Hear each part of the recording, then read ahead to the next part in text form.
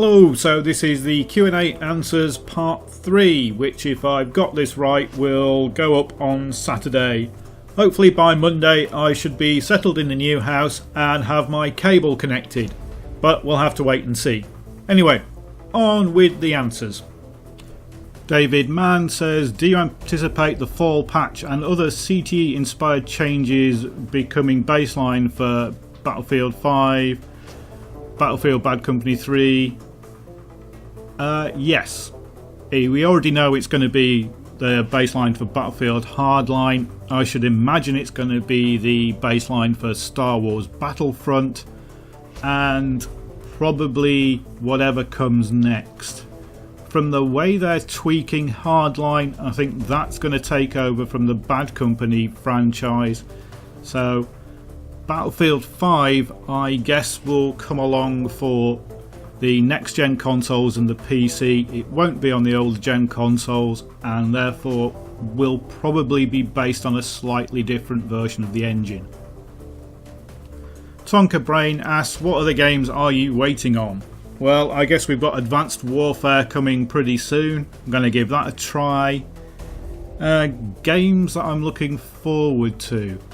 There's Fear Online. I wouldn't say I'm looking forward to it, but I'm kind of interested in it because I like the Fear games, but Fear Online, I don't know how that's going to work, but I will take a look at it.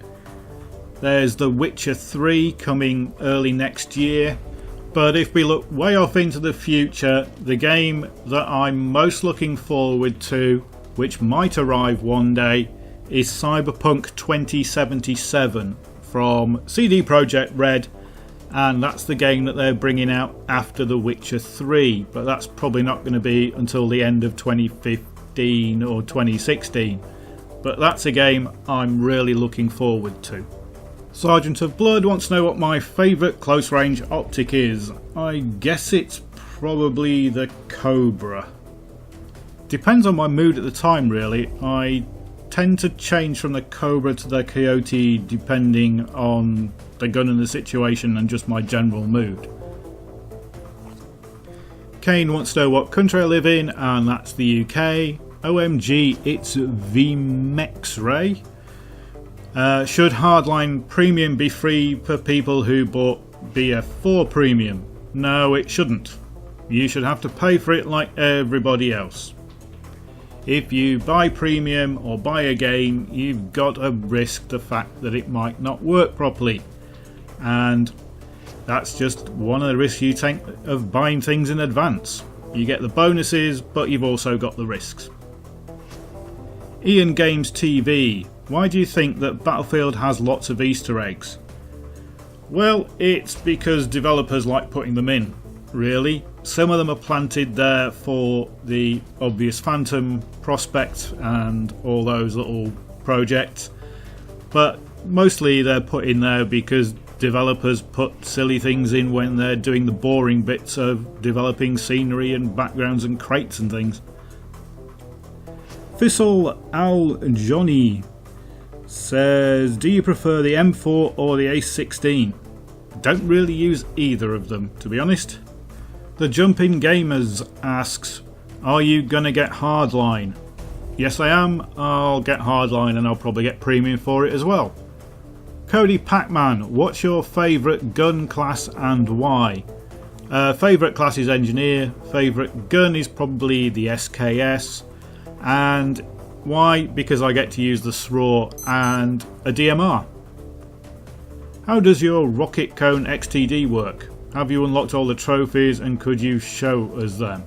No, I turned the trophies off because I didn't see the point, and the cone works great.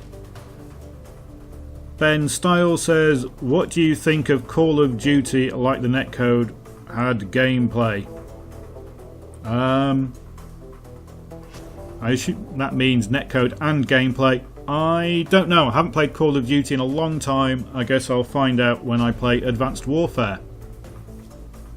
Toyota Corolla asks, what car do you drive? Look at the name of the channel, look at the description I've given for Are You Blind, and then work out what car I drive. William Swart asked a question about weapons being dropped from BF3 to BF4, and do I think they should come back? No. BF4 is a modern military shooter.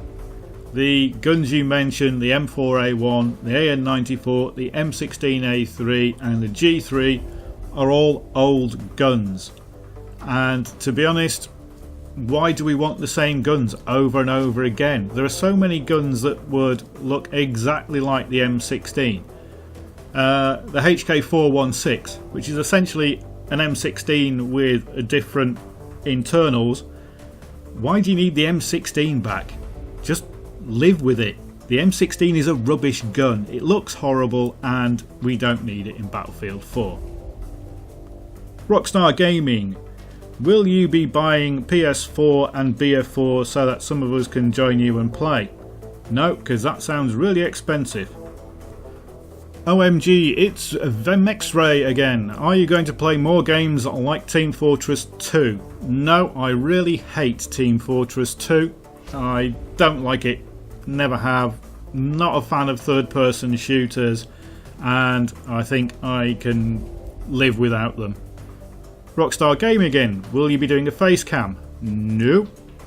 GamerGuy89, is BF4 your favourite game to play? It's my favourite online multiplayer game to play, and that's probably because I play it a lot with my friends. I also play PlanetSide 2 with my friends, I just don't do videos on it. And I used to play EVE and I've played WoW, but currently Battlefield 4 is probably my favourite game to play if I'm going online. Thomas Swag says, what editing software do you use? Well, my editing software is Corel Visual Studio X7, and I use that because it seemed to have all the functions that I needed and it was cheap.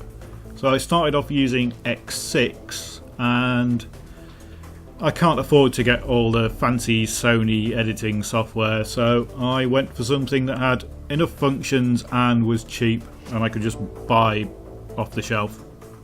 I use Open Broadcaster for all my recordings, and I use Paint.net for doing all the graphics.